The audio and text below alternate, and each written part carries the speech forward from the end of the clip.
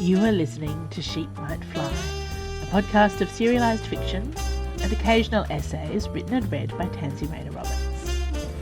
Our current original story serial is Something Frightful, a cosy romantic fantasy about a chaotic witchy family, a gloomy gothic manor house, and the executive assistant they all need in their lives. So it's Chapter 6b. One should either be a work of art or wear a work of art. Oscar Wilde. Libby changed her mind about going to dinner 3 or 4 times. The hamper drawer was calling her name. The hamper drawer did not judge or require sparkling conversation. The hamper drawer offered only happiness, pie crust, and fruitcake. In her other life, as the manager of Anna Minotaur's second-hand stress, Libby had usually been the person arranging formal dinners, then ordering extra catering for the assistants and interns lurking in the corridor, working on their phone until dinner was over. She rarely had a place setting herself. It was best to stay on the move, coordinating disasters from afar. The only important clothing choice was not to upstage her boss. Libby's default dress code was blend into the background. This was silly. She had at last count 3 moderate black dresses. When one's curves were as majestic as Libby's little black dresses didn't quite cut it, that were both flattering and comfortable. She also had her funeral ball gown, a single pair of good jeans that fit her perfectly. She was pretty sure witchcraft had been involved in that one, and she had never found the shop in question again. 12 silk scarves, and the best underwear in the business. She had options. But this was a family estate of the Great Grim. For all she knew, they came to dinner in blood-stained wellies and tweed pyjamas. Not knowing the parameters made her anxious. Before the completely unnecessary panic swallowed her whole, Libby took action, which meant heading back down those tower stairs, damn it. Honestly, she was going to be so fit by the time she left this job she could run marathons. She wouldn't, but she could. "Shortest distance to Winifred's bower, please," she asked the house, and immediately found herself facing the right door. Winifred Blight, 5th Blight daughter of the Morrigan line, 30 years old, big eyes, long black hair that curled at the ends, professional doll maker.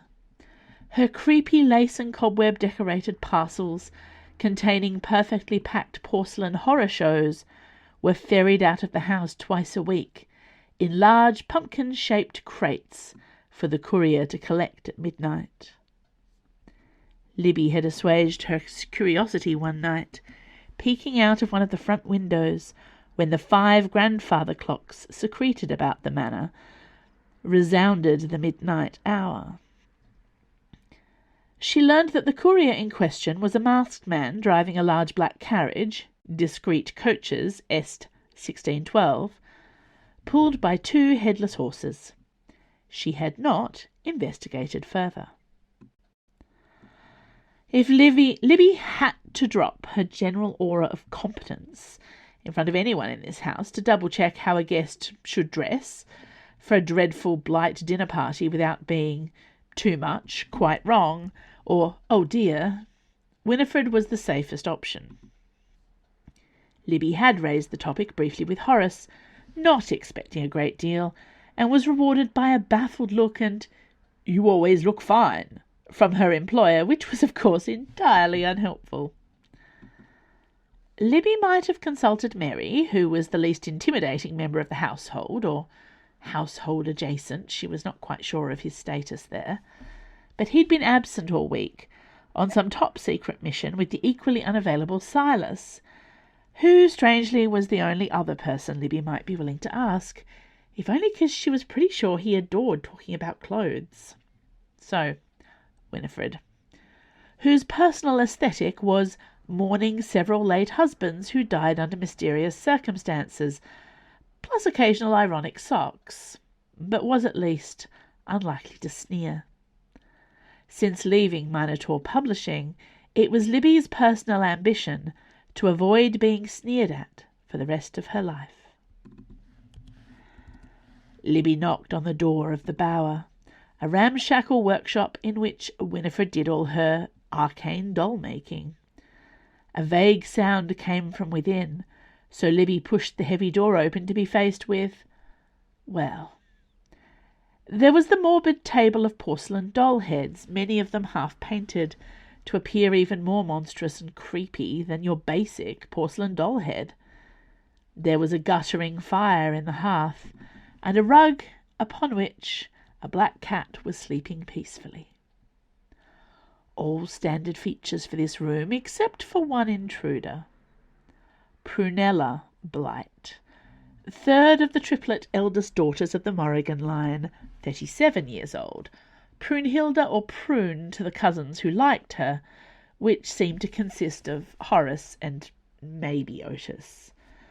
Referred to by the eggs as one of the upper girls, tall, forbidding, and about 80% scorn, even when you caught her doing something she shouldn't. Prunella stood in the middle of her sister's workshop, with her arms full of terrifying goth dolls, a chaotic bundle of black lace, fake blood, painted porcelain limbs, and sad glass eyes. "Can I help you?" she sneered, looking Libby's lilac cardigan up and down. So much for sneer-free life. "I wanted to ask Winifred something," said Libby, noting that once you looked past the arrogance and too much face powder, Prunella's vibe was caught in the act. "What are you doing with her dolls?" "Don't question me," snapped Prunella. "You're not wearing that to dinner, are you?" Libby had been tormented by the best. She knew better than to raise to basic bait like that. Instead of coming to the defence of her lilac cardigan, she observed the other woman.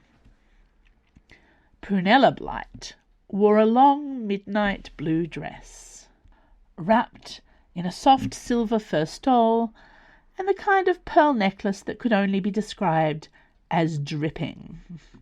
Her dark hair was up, Audrey Hepburn style, and it did not suit her long face at all. She looked harried, brittle, but most of all, cold. This wasn't even the draftiest room in Frightful Manor. But despite the cosy fire, goosebumps were clearly visible on Prunella's arms, and more concerningly, her long neck. Her lips were verging on blue. "Never mind," said Libby, backing out.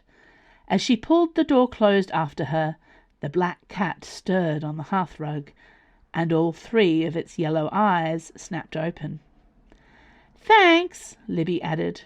"I didn't help you," snapped the irritated voice from within the bower. "You really did."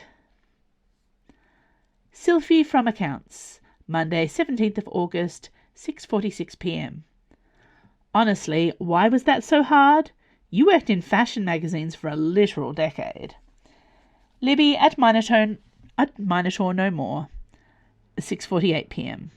I was having a crisis.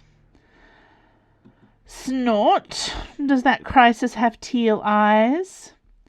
I regret telling you things. When in doubt, vintage, Anna Minotaur always said, loudly and at random, often in the middle of the day when everyone else was trying to consume a cup of coffee and a biscuit as discreetly as possible. For her first official disastrous Blight dinner party, Libby assembled a perfectly nice pair of roomy black velvet trousers that she had never worn before because they were too hot for even the breeziest restaurant in Blackpool. But it turned out perfect for Frightful Manor at the tail end of the summer. A plain black shirt that she did not intend to expose to the open air, and a button-up embroidered velvet jacket, circa 1982, that she had once sneakily liberated from the lost and found after a Minotaur publishing party on the grounds that it looked comfy enough to wear while lounging around a hotel suite reading books and had 12 pockets. She had, in the years since acquiring this marvel, never lounged in it even once. Perhaps this was a good time to start. In any case, the jacket was vintage and designer and a pleasingly deep purple colour. And most importantly, when buttoned up to the neck, it would keep her toasty warm for 12 courses and a string quartet. "My," sneered Prunhilde Blight 40 minutes later, as the family gathered in the corridor outside the ghoulish dining room, "don't you look comfortable?" Libby smiled brightly, pleased with her decision to wear 3 pairs of socks and the flattest pair of boots that she owned. "That's exactly what I was going for." Thanks for listening to Sheep Might Fly. This podcast was recorded on Palawa land. I acknowledge and pay respect to the Tasmanian Aboriginal people as the traditional and continuing custodians of Lutruwita. Sheep Might Fly is produced and edited by Andrew Finch. You can sign up to my author newsletter for updates. Follow me on Instagram, Blue Sky, or Threads at TansyRR. And if you like this podcast, consider supporting me at Patreon, where you can receive all kind of bonus rewards, early ebooks, and exclusive stories for a small monthly pledge. You can also listen to these very podcast episodes 2 weeks early. I've been talking to an artist recently about commissioning some character art for this serial, which I'm very excited about to use on social media and kind of drag people into the story. And I will be sharing that on Patreon first too. All right, I will see you all next week. I'm off to see the Odyssey today, so I guess we'll see how that goes. Love you all. See you soon.